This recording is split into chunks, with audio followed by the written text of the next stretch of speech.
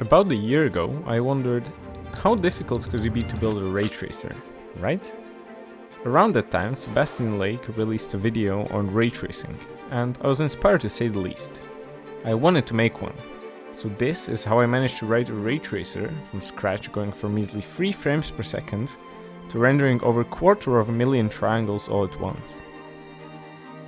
So what is ray tracing? The goal is to simulate how light bounces from objects and based on that get a super realistic image of the world.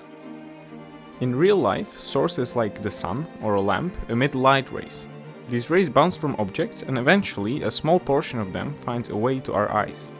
Then our brain interprets this light and that's why we can see the world around us. Having said that, sending all of these rays from the sun and tracking which rays hit our eyes is not the most efficient way of doing ray tracing. And that's due to the fact that most of these rays end up missing our eyes. Rather, we could already optimize things a bit if we could shoot these rays from our eyes, let them bounce, and if they were to hit light source, some part of our vision would light up. And that's the idea behind ray tracing. Every pixel on the screen has a ray associated with it. Now, after we've let these rays bounce around, we color the individual pixels on the screen based on the colors of the rays. If the ray bounced off of a red cube and then reached our mighty sun, we would see a red pixel. If on the other hand, the ray didn't reach any light, we would just see pitch black, just like in a room with no light. Okay, so my goal with this ray tracer is to make it real time, or actually somewhat real time. And the second goal is to be able to render at full HD, which is the screen size of 1920 by 1080p. That's precisely this many pixels. To make this work, we have to figure out the path each ray takes, and because of the fact that we have this insane number of rays to shoot, I think it's safe to say that ray tracing requires quite a bit of computational power, and thus I had to get creative to figure out ways to make the code run faster. I started with the camera. The core idea behind a camera is this. We have a point in 3D space representing the position of the camera, and from this point originate 3 orthogonal vectors. By the way, that means that they are perpendicular to each other. They are going in the direction of the 3 main axes, x, y, and z. But wait, what even is a vector? Well, a vector is just an arrow signifying a direction. In computer science, vectors have apart from the direction also an origin. The origin is the starting point of the vector, and the direction shows which way the vector is pointing. So if we take this vector as an example, it has 3 components, x, y, and z, and this signifies that it's a 3D vector. This particular one points in a direction which is 3 units in the x-axis, 2 units in the y-axis, and also 2 units in the z-axis. We can do basic operations on vectors like addition, subtraction, and multiplication. One useful thing we can do with vectors, and we'll do it a whole lot, is we can normalize vectors.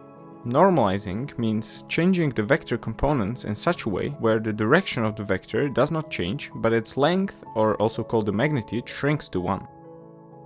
To calculate the magnitude, we use the Pythagoras theorem, and then when we divide all the components of the original vector by the magnitude, we get the normalized vector. Getting back to the camera, all of these 3 vectors are normalized, and I'll also give them a name. So this is the forward vector, this is the right, and an up vector. Okay, you see, a camera should be able to turn and look at things, and at this point the camera is utterly uneventful, since it's literally just 3 vectors. There are 2 main ways how we can rotate a camera. The first one is by using quaternions. Now, after glancing at the quaternion math a bit, I figured there is literally no way I'm using those. So that leaves us with the second option, which mainly revolves around trigonometry. The trigonometric functions like sine and cosine do exactly what we need. We give them an angle, and they give us back the x and y coordinates of the rotated vector. Now, a bit of black magic, which you don't have to understand. We can pack this information into 3 rotation matrices, and when we multiply a vector with one of these matrices, it will return the rotated vector around the given axis. The order in which we apply the rotations is important. For a typical first-person camera, we first rotate around the z-axis, controlling the pitch, and only then we rotate around the y-axis, controlling the yaw, which rotates the camera left and right. We always perform these rotations when the camera is positioned at 0, 0, 0, and only after rotating we move the camera to its correct position. I then visualized the rotation just to check whether the camera was working, and as always, certain unforeseen circumstances occurred. After some time though, I got the hang of it, and it started to work the way I wanted it to. I also implemented a second type of camera often used in flight simulators. The difference is that when pressing the forward key, the camera follows the precise direction of the forward vector. If we recall the previous camera, even if we were looking up and press the forward key, the camera would move forward. With the second camera though, we go whichever way we are looking. Another thing is that with this type of camera, it gives us the option to control also the roll, which is the third degree of freedom. And this allows the camera to do cool tricks, like barrel rolls. Alright, now with the camera working, we can start focusing on the actual ray tracing part. We need to somehow shoot this crazy number of rays from the camera. But quite conveniently, we can think of rays as just vectors originating from the camera origin. Before we generate these rays, however, we need to give the camera two properties: the aspect ratio and the FOV. The aspect ratio is the ratio between the width and the height of the screen. Some ratios commonly used are 16:9, 4:3 or 21:9. What about the field of view then? Well, the FOV is this angle. It's basically the angle between the two lines connecting the outermost edges of the screen with the camera. Because of this, the FOV essentially determines the focal length, which is the distance from the camera to the screen. Now, if we want to render in Full HD, and we know the aspect ratio and the focal length, we can easily determine the 3D coordinates of each pixel on the screen. Since we now know the camera's position and the coordinate of the pixel through which the ray is supposed to pass through, calculating the ray direction is as simple as subtracting the pixel coordinates from the camera position vector. After we get this direction, we also need to normalize each ray to make the subsequent calculations simpler. But regardless, what we need next is we need to somehow rotate these rays based on where the camera is turning. Remember the forward, up and right vectors? Well, here is the reason why we made them in the first place. We already got them to rotate correctly, so now we can use them to create a local to world matrix, also known as the model matrix, which will allow us to rotate these rays together with the camera. You can treat a matrix as a black box for now, although I highly encourage you to watch the 3 Blue 1 Browns video on linear transformations if you are interested. Anyways, the matrix consists of the rotated forward, up and right vectors, and when we multiply any vector with this matrix, we get a new vector correctly rotated and positioned based on where the camera is at. We need to perform this matrix vector multiplication on each ray each time the camera rotates or moves, so that's a lot of computation we need. In the plot from before, I just added the 4 corners of the screen, and fair enough, I believe it's working. Let's now turn our attention to the code. I wrote this in Python. The performance is, let's just say, not ideal. What the code is doing is it calculates the default direction for each ray and then performs a single transformation using the model matrix to rotate and translate these rays to the camera. After running my terribly inefficient code, it took Python almost 18 minutes to crank out a single frame. At this point, I decided to switch to C++. To make things a bit less boring, instead of rendering a black screen, let's just set the color of the pixel to be the direction of the ray going through it. The key thing is that the rays are normalized vectors and have 3 components, x, y and z. In the same way, RGB values also consist of 3 numbers, so a ray going exactly in the +x direction would be red because the x component, or the r component in RGB, is 1, and the green and blue are 0. One edge case we need to address is that RGB values can only be positive numbers, so each time the components are negative, I'm just interpreting their values as a 0. With that out of the way, let's see how this will look when we do this to all the rays at once. To begin with, I've positioned the camera to face in the +x direction, which as we've discussed a while back, should be red. If we look to the left, we are now looking in the +z direction, which is blue. And if we turn our heads along the y-axis, we see a whole lot of green. Anyways, as we look behind us, we see this black region, which corresponds to the space where all the 3 axes are negative. On a related note, if you by any chance notice the top left corner of the screen, we are reaching around 25 frames per second.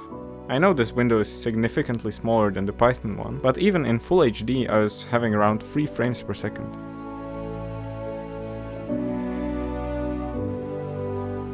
That being said, I'm still not satisfied with the performance. Who would have guessed that a graphics card would be good at rendering graphics? Well, I scoured the internet and came across OpenGL. The role of OpenGL is to allow the CPU, the central processing unit, to communicate and give instructions to the GPU, the graphics card.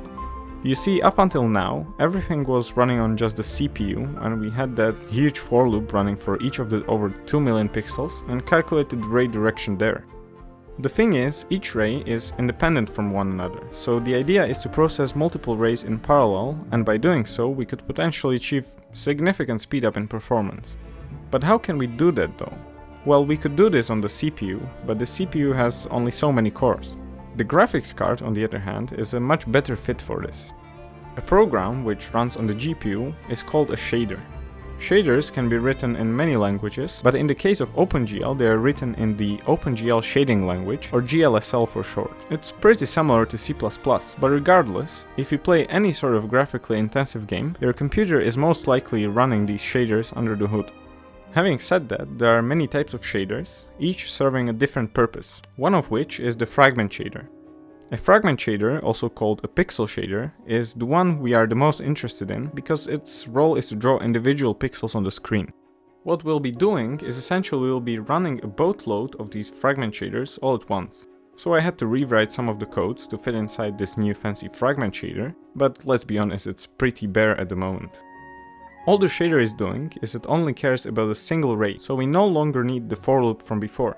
It transforms the rays using the model matrix and then outputs the non-negative color based on the ray's direction, which is exactly what we were doing before, but this time is done in parallel on the GPU instead of a giant for loop on the CPU.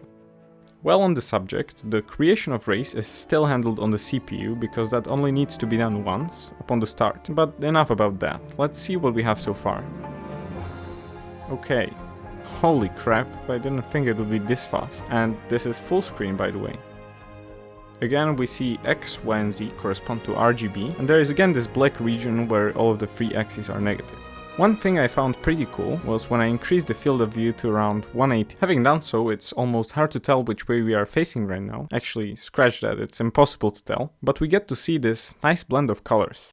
It's worth noting that I'm running this on a fairly mid-range GPU.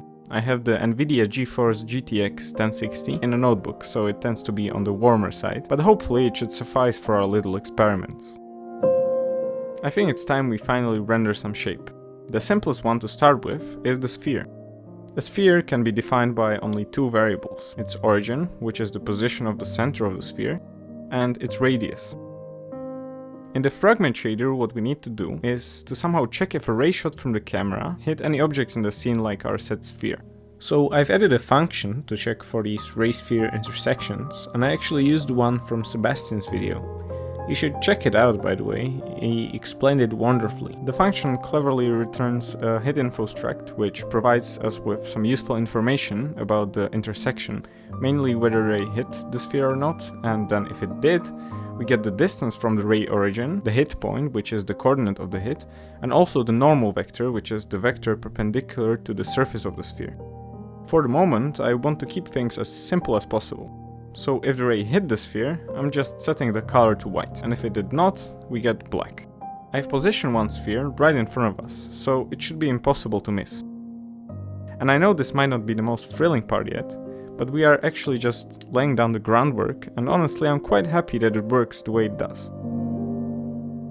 Let's proceed by handling multiple spheres. Here I'm creating a bunch of them. For now at least I'm making them in the fragment shader directly, but later we'll be sending them over from the CPU. In any case, we need to loop over all the spheres and check the ray-sphere intersection. Additionally, we also need to keep track of the closest sphere we've encountered so far and subsequently display this closest one to the screen. We do this to prevent the distant spheres from appearing in front of the closer ones, and we use the distance variable from the hit info struct to keep track of that. With that in mind, let's test our new code. It looks like it's working at least, but to be sure that the distant spheres are not occluding the closer ones, I'd also like to specify the color for each one separately. So I've given the sphere struct a color variable, and we are updating this color each time we find a new closest intersection.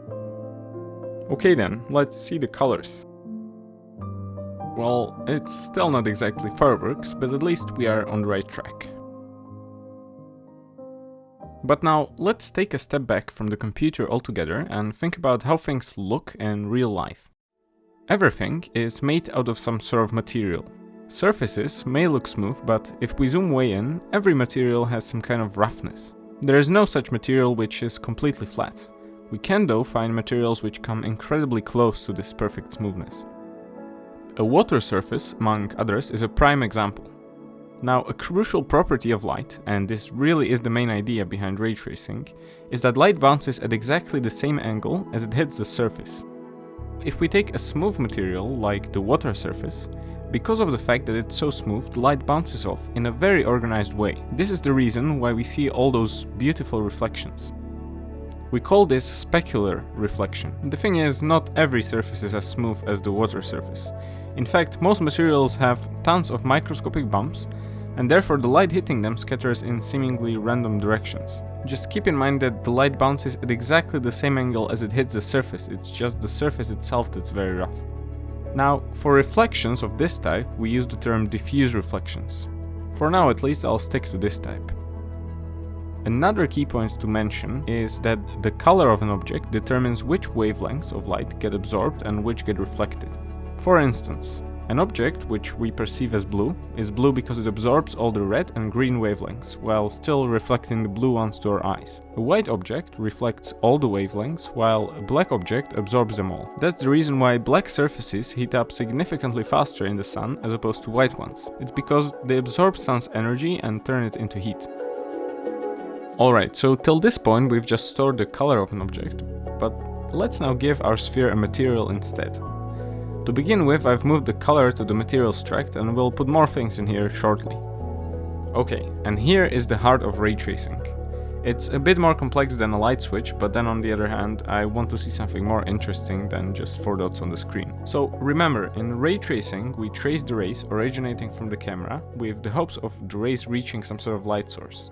When we are initially sending the ray, what we do is we set the ray color to white, essentially sending all the wavelengths of light. And the idea is to bounce the ray multiple times. So for that reason we create this for loop in which the whole ray tracing will happen. In the loop, the first thing we do is we check for collisions, and if there are none, we break out immediately. When the ray happens to hit something, perhaps a blue sphere, the principle about light absorption from earlier applies. In short, only the blue wavelengths get reflected. And programmatically to do this, to get the color after the bounce, we multiply the ray's color by the object's material color. The reason that this works is because multiplication of vectors is done by multiplying the individual vector components together. And here we get to another important thing to mention, and that's that colors in GLSL range from 0 to 1. That basically guarantees that when we multiply two RGB colors, we can never get in any color channel a number exceeding 1. Okay, so with that we know the new color of the ray and the position where it hit the sphere, and that's stored in the hit info struct over here. What do we do next? Well, we want to bounce the ray again, right? So we treat the hit point as the new ray origin from which we'll send the ray from next. I've mentioned this briefly, but for now we'll focus on the diffuse reflections. What that essentially means is that all we have to do is to just pick a random direction in hemisphere to send the ray in. I'm not gonna go into too much detail as to how to generate this random direction, but the one thing I will mention is that we need to choose a point in the hemisphere facing away from the sphere to avoid the directions which point into the sphere itself. And that's because the ray has to bounce away from the sphere for it to make sense. And now, since we have the new ray origin and the new direction in the loop, the code should repeatedly perform these bounces as many times as the loop allows it to. Now, this is not the whole thing, yet, but we are almost there. In our example, we've established that the color of the pixel should be blue, since the ray struck a blue sphere. The question now is, how bright should the pixel be?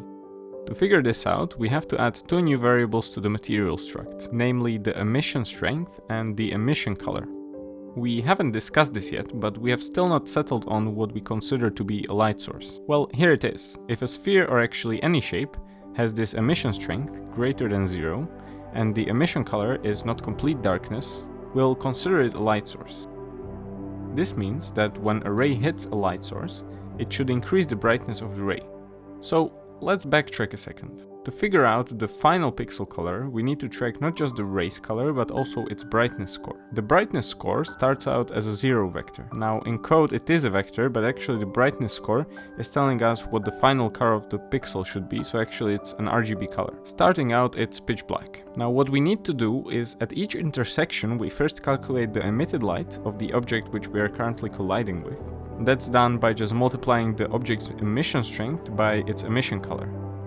Then we add to the brightness score the ray color multiplied by the emitted light of the object. Essentially, what we are doing here is we have this ray which has a color. We are tinting the light emitted by the spheres by the ray color, and after each bounce we are accumulating this tinted light in the brightness score.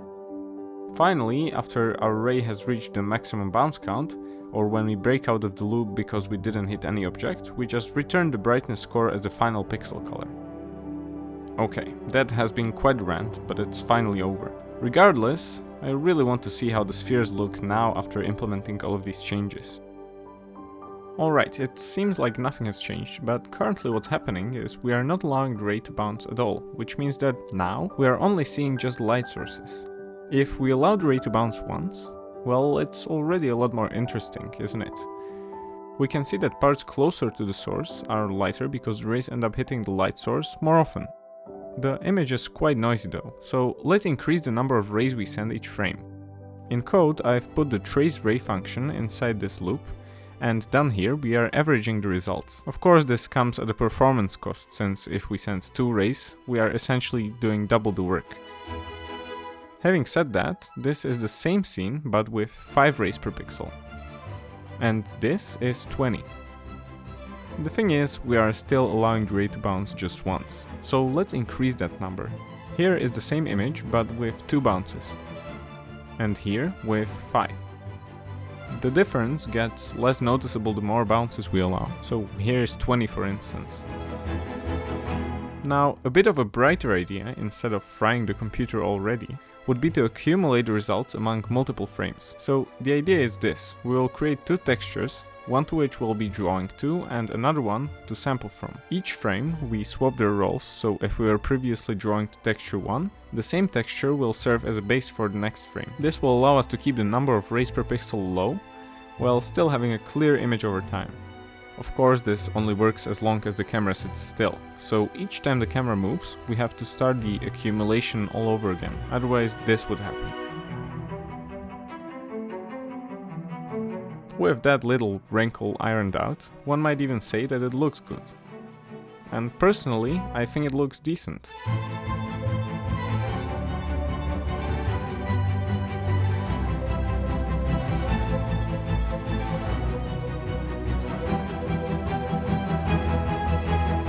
The thing I like about this approach is that we are not losing any interactivity. Speaking of interactivity, the next thing I want to focus on is creating some sort of UI or user interface. I'm a bit tired of constantly having to rewrite the code every time I want to change something.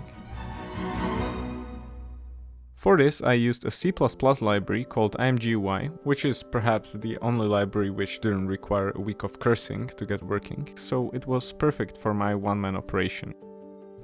So, after some tireless work, we have a scalable viewport window. This happens to be quite handy actually, because if we ever need to temporarily increase the performance, we can lower the resolution by simply shrinking the window. Additionally, all the windows are dockable, which again is a brilliant feature of IMGUI, so I can now tailor the UI layout to my liking. I added this performance window where I can see the frame rate and also the milliseconds per frame, which by the way is a much better metric for measuring performance. Apart from that, we have all of these settings over here. We can control the camera position and rotation, and right under that we can also change the FOV and aspect ratio. I made it possible to bind arbitrary keys as the camera input, though I guess it's just there, I've never actually used it. And then we can also set the camera speed and sensitivity. When it comes to ray tracing, we can now change the number of rays per pixel and the number of bounces per ray, and we can also toggle on or off the accumulation. This fancy button is just a placeholder for now, so we actually don't have any post-processing yet. Aside from all of this, we can now easily switch between the camera relative and world relative camera types. Right, so let's try the barrel roll.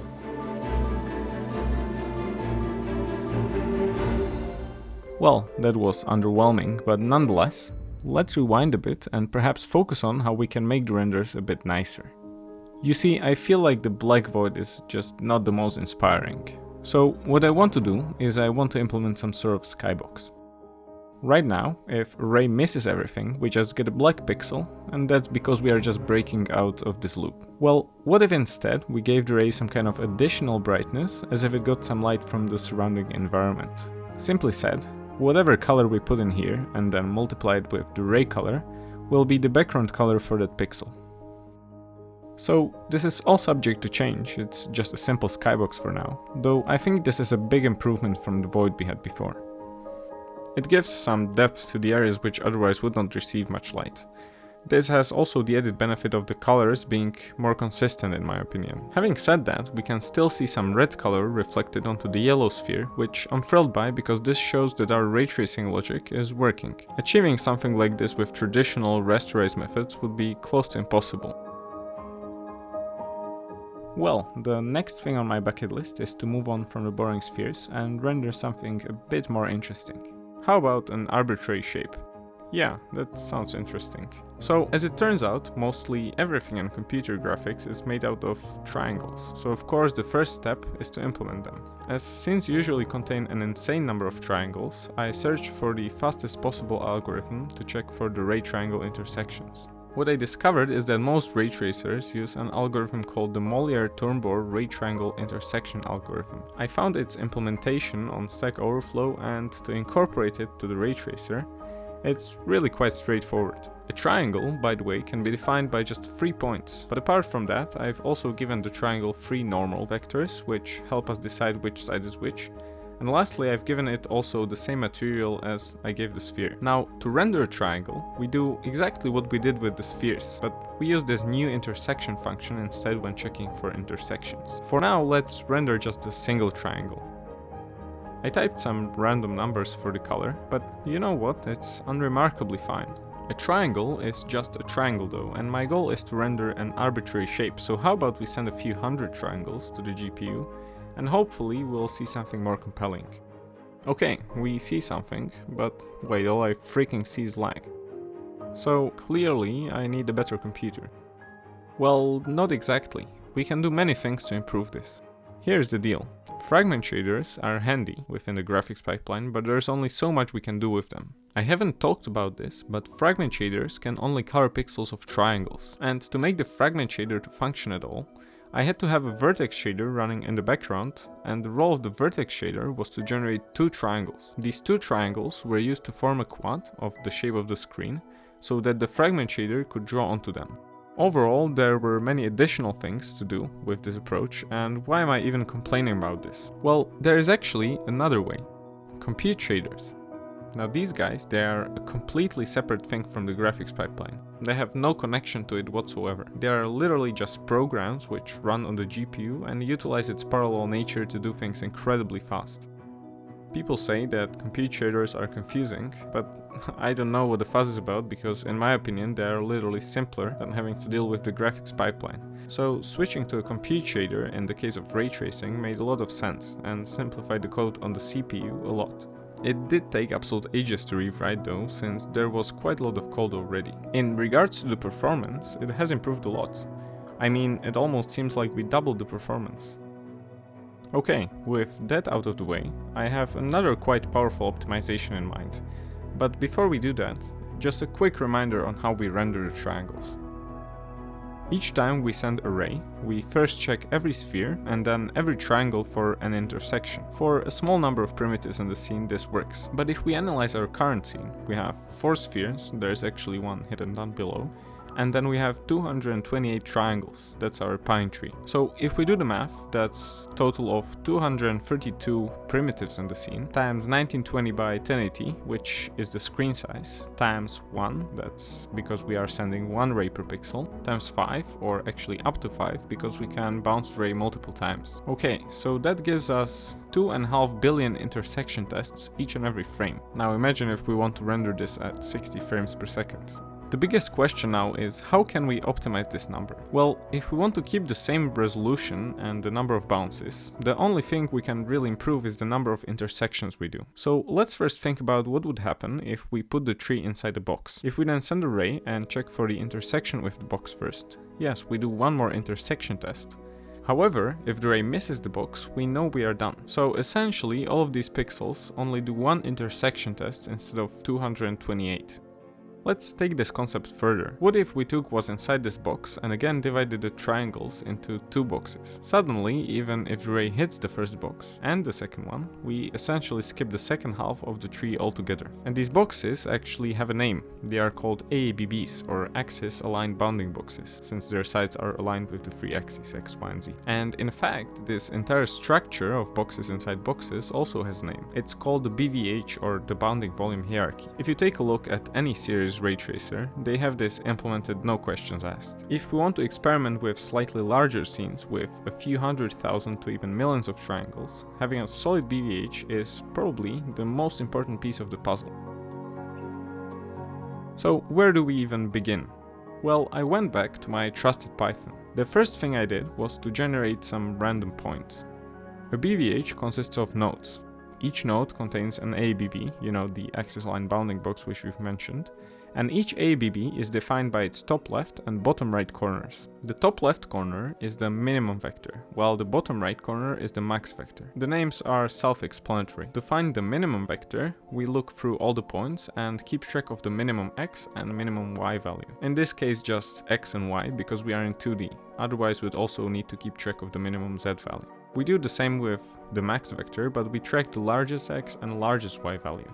So at this point we know how to construct an AABB if we know the points which belong to it. The question now is, how do we determine the AABB to which the given point should belong to?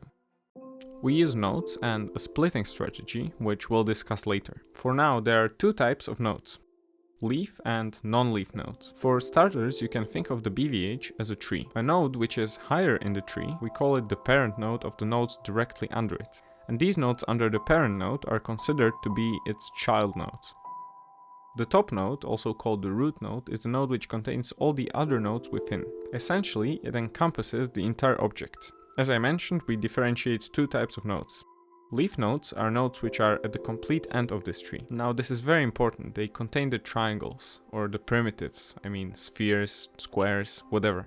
The other type we have are non-leaf nodes. These only contain references to other BVH nodes and practically serve as a bridge to the leaf nodes. The goal is to split the object into these progressively smaller boxes so that when we reach the leaf node, we only need to check 1 to 4 triangles in most. So to make this clear, every single non-leaf node contains an ABB. Depending on the node, if it's a non-leaf node, it's comprised of the references to other BVH nodes. And if it's a leaf node, it contains the primitives like the triangles or the spheres. Alright, so I began by creating a root node with an ABB which covers the whole screen. I then took what's inside this node and split it in half, and we are finally getting into how it's done. So, one method we could use is called the midpoint split. The idea is simple: we have this ABB and we split it along its longest side, deciding which points go in each half based on their position relative to this midpoint. In my initial experiments, I tried to repeatedly split these BVH nodes until there was only one point in the bounding box, and this was the result. This looks correct to me, but the thing is, this only handles a handful of points. To deal with the rest, we need to use a data structure known as a stack. This might be a bit confusing if you've not worked with a stack yet, but the high-level overview is this. The stack works on the last in, first out principle. Think of a stack of pancakes. The last pancake added is the first one you'll eat. Alright, so the entire process begins by putting the root node inside the stack. So the first and only node inside the stack now is the root node. The next thing we do is we take this node and split it using the midpoint split into two child nodes. Then we place the children nodes into the stack, and while at that, since we've taken care of the root node, we can now safely remove it from the stack. We then again take the first node in line, and after splitting it, we put its children nodes into the stack. After repeating this process a bunch of times, we'll end up having no nodes in the stack. That means that we are done. Now you might be asking, when do we stop splitting the BVH nodes? Well, the thing is, we only put non-leaf nodes into the stack. So once a node only contains 1 to 4 triangles, meaning it's a leaf node, we stop splitting it further. Now, in my experiments, instead of just splitting points, this time I generated triangles, and that forces us to do certain things slightly differently. Firstly, if we want to determine the minimum and maximum vectors of a given ABB, we need to iterate over all of the vertices of the triangles. And secondly, to determine the side to which the triangle belongs to, we need to calculate the centroid of the triangle, and that's done by simply averaging the 3 vertices together. After doing so, we get a point. In this case, it is the green dot in every triangle, and this simplifies everything by a lot. It's essentially the same as with the points from before. So far we have figured out the BVH construction, and it's quite mesmerizing, honestly. But what was the point of having a BVH in the first place? Well, we needed to implement a fast way to search for triangles. So the goal right now is that when I hover over a triangle, it will change color or perhaps be outlined by some sort of a box.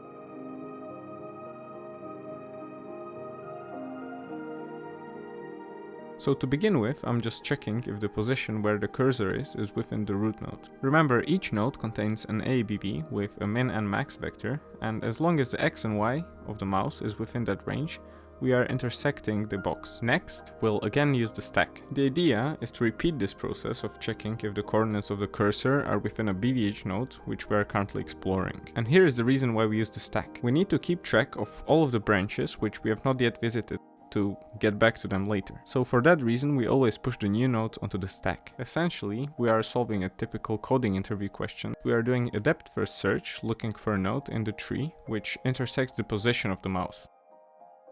Okay, this is really quite satisfying to me. You see, now instead of having to check all of the 5,000 triangles, we check just a handful of boxes and a few triangles and we are done. It's important to say that in a BVH, the individual ABBs can overlap.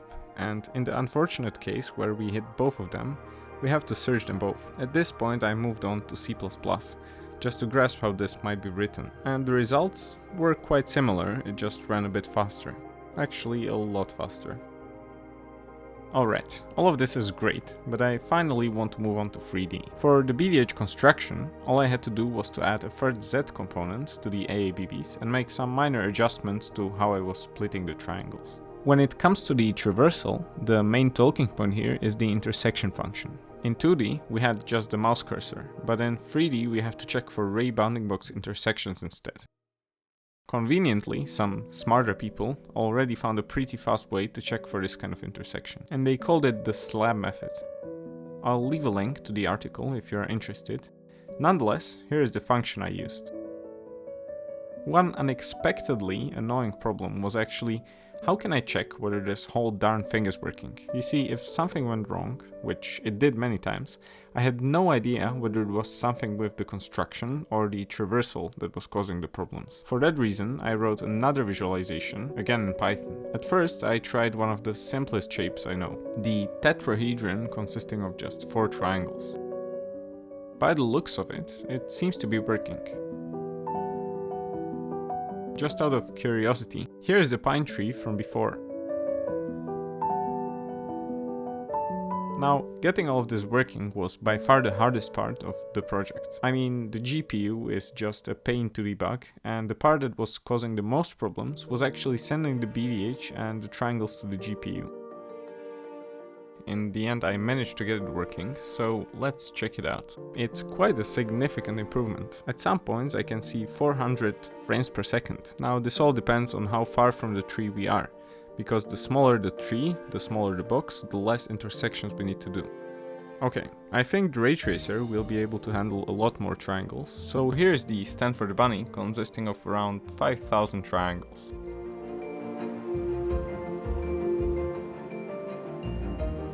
I also want to show you the Stanford Dragon. This one consists of around 20,000 triangles.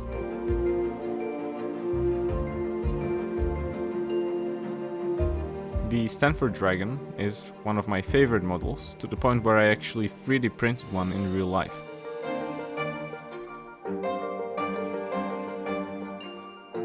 But there is still one more thing I want to talk about when it comes to the BVH.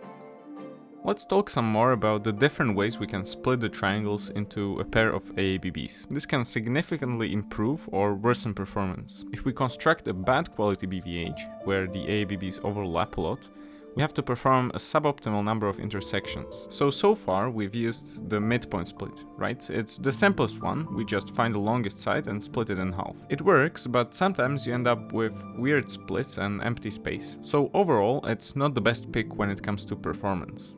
The second way how we can split the AABBs is by using the median split.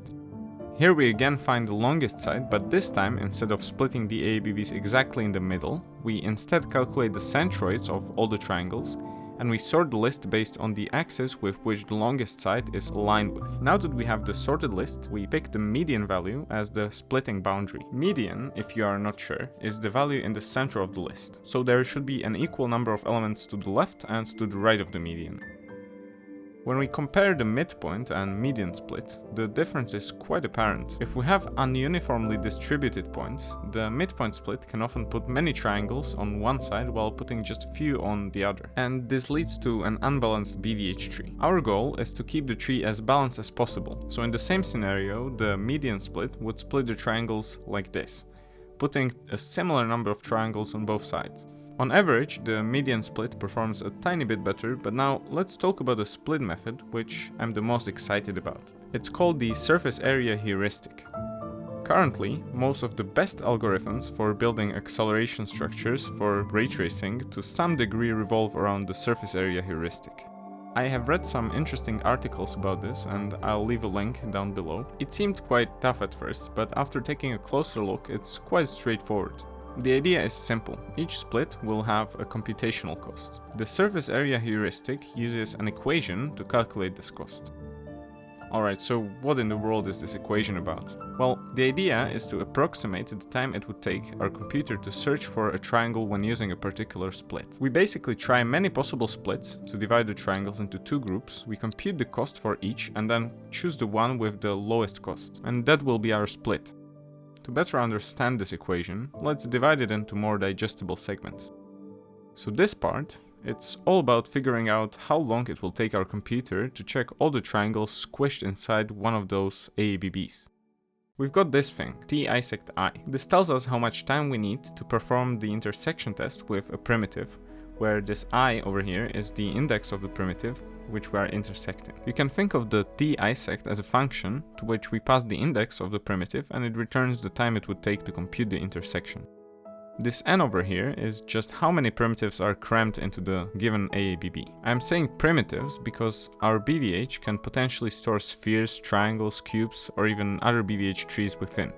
What about this weird looking symbol? It means that we are adding stuff up. What it's doing is it sums all of the individual times it takes to perform the intersection test on all of the primitives within the AABB. If we zoom out, we can see that we have this twice in the equation. That's because we are trying to divide the parent AABB into two children AABBs, so there is one for each child. The PA and PB are probabilities. The PA tells us the chance that when a random ray intersects the parent AABB, that it also intersects the child A within it. And PB does the same thing but with the child B. Now to compute this probability, it's actually a lot simpler than it seems. We just calculate the ratio between the surface area of the child AABB and the parent AABB, where the surface area of the bigger box, the parent AABB, is at the bottom and the area of the smaller box is at the top. And this is the reason why this whole thing is actually called the surface area heuristic. The last bit of mystery in this equation is the t-traverse.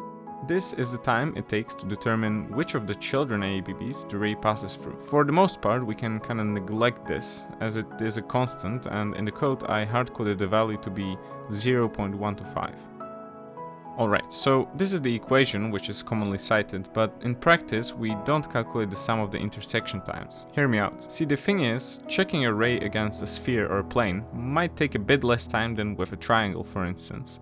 But this added complexity really doesn't affect the performance that much. So for the most part, we can ditch this part altogether and just count how many shapes there are crammed in the box. This simplifies the overall equation quite a bit.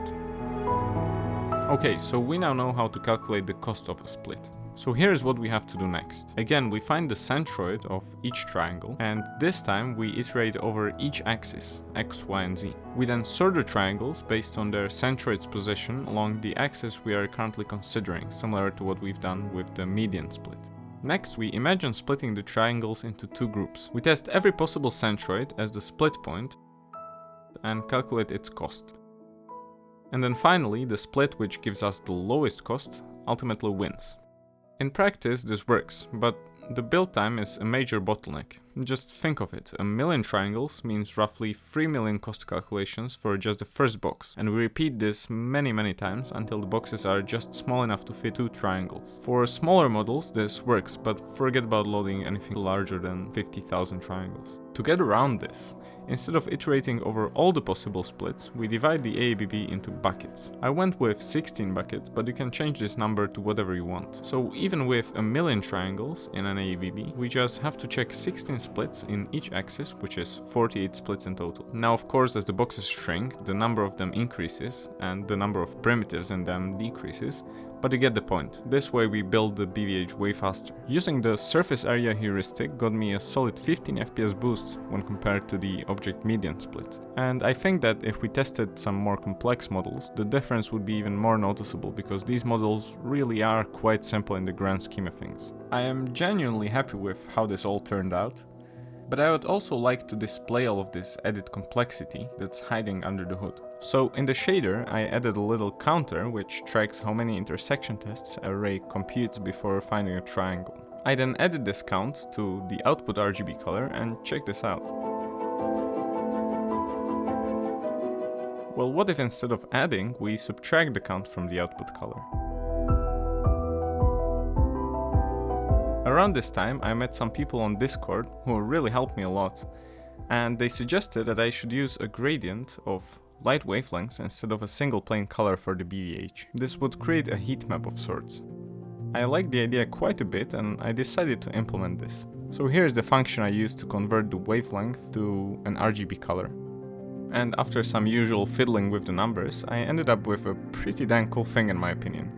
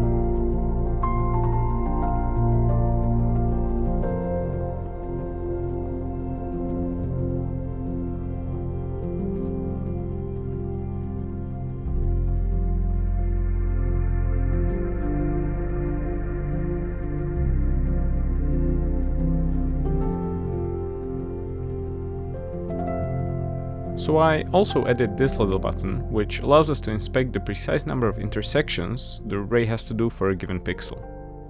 The implementation of this was quite easy, since all we had to do was to just send the mouse coordinates to the GPU and have the shader return the intersection count. Apart from that, since the bounces happen at random, the output was not of much use until I started averaging the results over time, and it now works like a charm. I added this mainly for debugging purposes, but actually here is the Stanford Dragon rendered using the free split methods side by side. So just visually, we can see that the surface area heuristic contains a lot more blue areas, which essentially means that we are doing less work. If we check the intersection count, we can see that we are indeed getting lower numbers in almost all cases. Now I know that I've stated that the spatial middle split should perform worse than the median split, but well, I guess the reality is different and I have no idea why. So that about wraps this video up. I just want to show you one more scene. The Sponza scene is one of the most popular scenes in the computer graphics world. I have a suspicion though that our ray tracer will struggle a bit to render it interactively.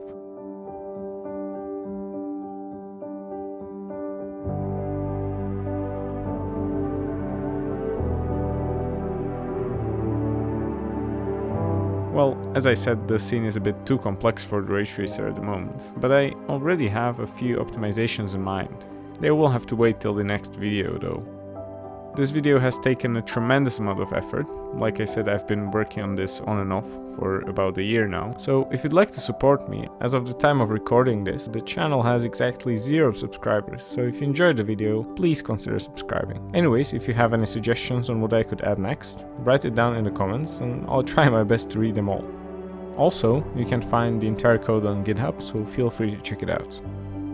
That being said, hopefully I inspired some of you to give ray tracing a try, and thank you for watching.